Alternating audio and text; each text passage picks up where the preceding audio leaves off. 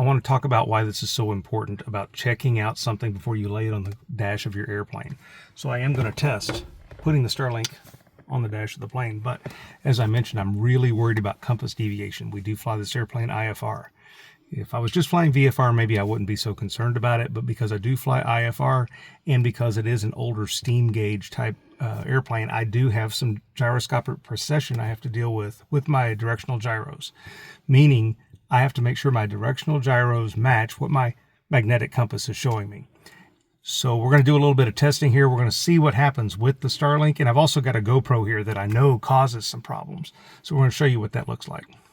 So Corey, I'm going to have you go ahead and turn on the master switch and the avionics master. Okay. Now let's go ahead and film this. So you can see just turning on the master switch and the avionics master made the compass deviate. And that's normal, and that's why we have this card here. This card is saying what kind of magnetic variations do we have in here whenever we are running our avionics. Now let me show you what happens. Just putting a standard GoPro up here next to this. Look at how much that compass swings with that GoPro being up here. So take it away. Now look at that. Putting your GoPro back on this side. This one doesn't, it's not as bad over here. But if I put the GoPro over here, I get this massive swing.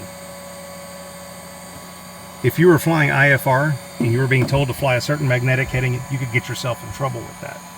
So now what we're going to do is we're going to see what happens when we put the Starlink up here. First off, I'm going to put it up powered off, and we're going to watch our compass.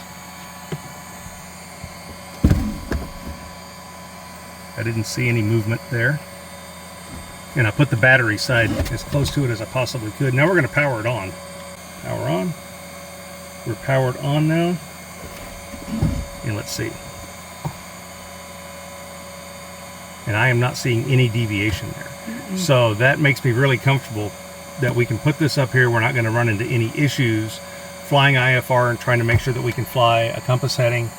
One thing about the Saratoga is we don't have a window facing up or something like that. It's all aluminum skinned in the back. So we have to have a place where this can easily point towards the sky.